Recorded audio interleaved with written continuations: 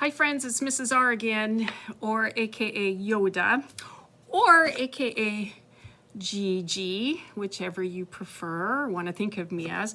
Or I even have, oh, can't get it, Snoopy with the backpack. It's so cute. Okay, sorry. Well, we're going to get started, and we're going to be talking about science. So if you're one of Mrs. Mulim's students or one of Mrs. Christensen's students, you're still going to be watching me for science, because we are practicing as teachers the divide and conquer strategy, which means that each one of us is doing a different subject. So my subject is science, and so we'll be getting started on that. But I guess I better put my toys down now and get busy. Okay. Idea. I would tell you who this girl is, but I don't, sadly, I don't know. It's sad that I don't know this. And, you know, okay, so here's Luke. I know all the Star Wars guys. So, you know, you can pick which character. I don't want to take too long doing this, but, you know, pick your character, decide who you want to be. Oh, I know her. She's Rey. And then, you know, and then we're going to get started. Okay, so here's some more to choose from. Sadly, I don't have very many female characters represented, so. Okay, well, this is Mrs. R again, and I just want to give you a little background history on myself. I grew up in Montana, which, if you don't know where Montana is, it's right there, the big orange state. And I grew up right here at the very kind of northwestern tip. Well, over here in Washington, the state of Washington, Mount St. Helens erupted when I was 16 years old. And all that ash blew over our direction to the east and came right here to where I was living. And we had to not go to school for almost, let's see, for 3 days 4 days. We missed school for 4 days because of that. And because the ash was so thick, we couldn't see outside, and we couldn't breathe it. It was really dangerous. Let me show you what the ash looked like as soon as I can figure it out. Oh, there we go. This is what the ash looked like that came from the volcano. I luckily had enough foresight to go out and collect some in a baby jar. I've had it since I was 16. And it kind of has the consistency of baby powder, although it's a gray color. And all of this was a good foot thick deep at our feet. And you had no visibility whatsoever. You couldn't see. So life was very different for us for a short time there, probably for a good couple months before things got back to normal because of this Mount St. Helens eruption. And I'll show you a picture of a volcano in a minute. But because of that, and not having school for those 4 days, we ended up having to make up those school days on Saturday. Oh, that was such a drag for not only for the students, but for the teachers as well, to have to go to school after that for Monday through Saturday, which was not, we're not used to that. So that was a difficult time for us, and it was a little dreary, but we got through it, and we're going to get through this as well. This is another time in history where something like, similar like this is happening, and things are kind of shut down and a little bit different than what we're used to. But at least you don't have to make up the school on Saturdays. At least you get to do it this way, which you may be thinking, yeah, right, like this is any kind of advantage, but it's still better than going to school 6 days a week instead of only 5. At least I think so anyway. Let me show you a picture of what Mount St. Helens looked like when it erupted. Okay, so here's what the ash looked like as it was erupting. It wasn't a typical volcano that you think of with the hot lava coming out of it or the pyroclastic flows, but this is more just ash that was coming out and because of the prevailing winds, went all the way over to Montana where I was living. So life was different for a time, but we got back to normal and things went on, which is what's going to happen again this time. So we're going to get through this together. Okay, now with all this background information, we're going to get started on today's science lesson. Okay, friends, so a quick review on plants. Plants make their own food through a process called, yes, photosynthesis. And we share a special relationship with plants in that something called commensalism, which is a symbiotic relationship. Commensalism is where both parties are benefiting. So in this case, we're benefiting from plants. Here's my plant friend. We're benefiting from plants because they, in the process of photosynthesizing and making their own food, with the green coloring and matter in the plant called chlorophyll. They make their own food and they give off oxygen for us, which is obviously something we need to breathe.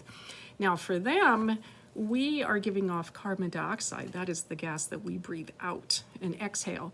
And so that benefits them because that's one of the key ingredients they need to have in order to photosynthesize. Besides chlorophyll, which is the green coloring matter in plants, they also need water, and they need sunlight, and they need carbon dioxide in order to make their own food. So we're important for them just like they're important for us, which is kind of a nice thing. Nice that God planned it that way and made it so that we work together as a team. Not only do they provide medicine for us, and then obviously oxygen for us, they clothe us, they give us paper to write on, they give us housing and wood to build houses with, they give us wood to make fire and to stay warm. I mean, God really thought of everything when he created these plants for us.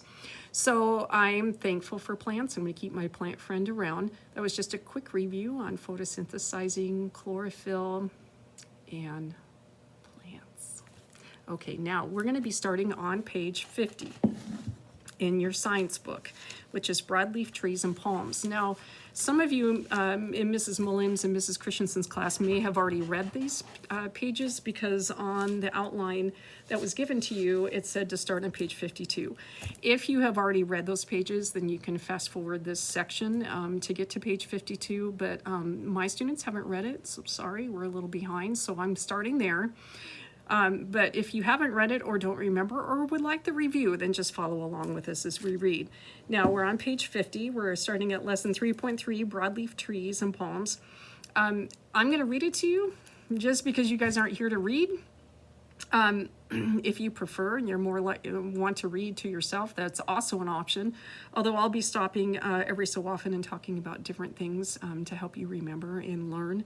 But you know, it's up to you. If you prefer to just read it yourself and be done with it, then that's an option as well.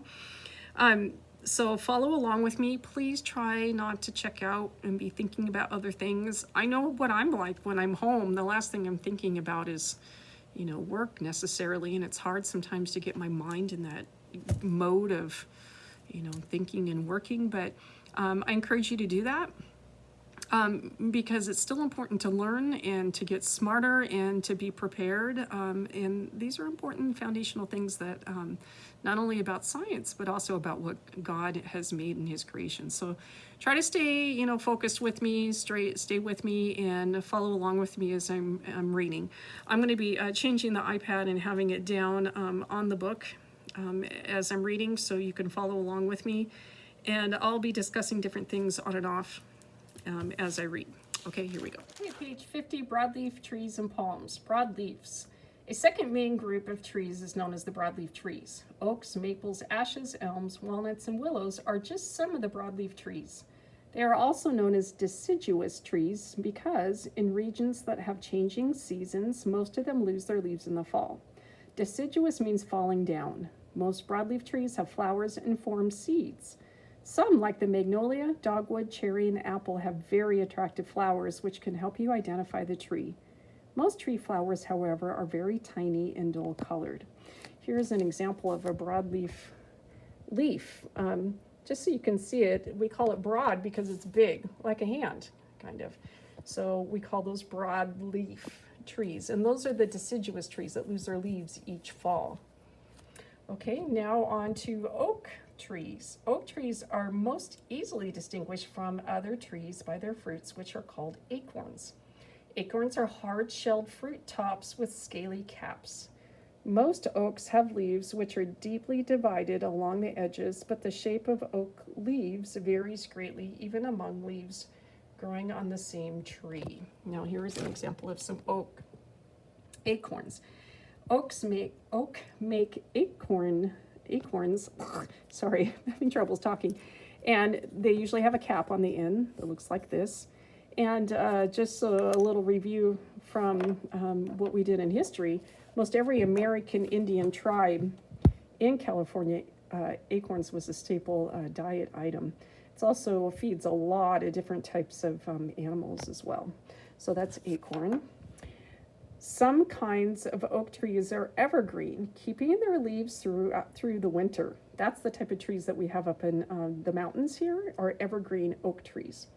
When new leaves develop in the spring, the old leaves are pushed off the tree. Oak leaves do not grow opposite each other on the branch. Rather, they grow in the alternate pattern, which a leaf on one side of the branch, a space, and then a leaf on the other side of the branch.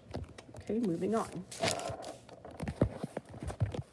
Next page, follow with me on page 51. Elm trees. Elm trees are also easily recognized by their fruits, which are small, flat seeds encased in paper-like wings. Oval-shaped elm leaves are toothed or notched along the edges. Maple trees. That's what this particular leaf is. It's a broadleaf, and it is deciduous, and it is also from a maple tree. Maple trees. Many varieties of the popular and useful maple trees grow in North America. The shape of the maple leaf is unique. It is broad leaf which resembles a hand. The leaves grow in pairs that are always opposite each other on the branch. The maple leaf is one of the national emblems of Canada and appears on the Canadian flag. The fruit of the maple is also easy to recognize. Maple trees produced winged fruits called keys, which grow in pairs, each bearing a seed. It's kind of unique. The name of the seed of a maple tree is called keys, like the keys you use to open your house or to start your car. So that might help you remember. Keys is the name of the fruit that a maple tree makes. And one interesting note, I grew up in Montana where we have a lot of maple trees of all different varieties. And when you throw the keys in the air, they whirl around like a helicopter. And we used to call them whirligigs because they whirl around and float to the ground. Okay, next, palms. One kind of tree that is neither a broadleaf nor a needle leaf is the palm. And not all palms are trees. Some are shrubs or vines. Palms are similar in many ways to lilies, banana plants, and grasses. Palms do not grow in the same way that other trees do. They do not have annular rings or bark. A bud in the center of the crown controls the palm's growth. If the bud is removed, the palm dies. Most palms are evergreens with fan-shaped or feather-like leaves. The raffia palm has the biggest leaf in the world, 65 feet long. Palms produce fruits that may be small as peas or as large as coconuts. The coconut palm is probably the most useful kind of palm. There are 1,000 uses for its products. People eat the sweet meat of the coconut. Dried coconut meat is also processed into an oil which is used in cooking and to make such products as soap and margarine. The date palm is also important for delicious fruit it produces. Two Native American palms are the sable palm and the Washington palm. Now, I don't have a palm to show you, a palm leaf, but this is a palm leaf that was soaked in water and then someone formed it into a rose. But I don't have the original leaf to show you, but at least you can see that is a palm leaf. It's just all delicately woven together. Okay, next page. State trees. Many states have chosen a particular kind of tree as one of their state emblems. Find out about your state tree. Your teacher can help you find books that will tell you many interesting facts. Try to find out what birds, insects, and other animals benefit from, help, or harm the tree. Look for specimens of your state tree growing in your community and try to draw one. An excellent way to observe your state tree is to make a special collection of its leaves, twigs, seeds, and flowers or cones. A photograph or drawing of the tree will make your collection complete. Unfortunately, our state tree is the California redwood, and we do not have them growing in Southern California, only in Northern California.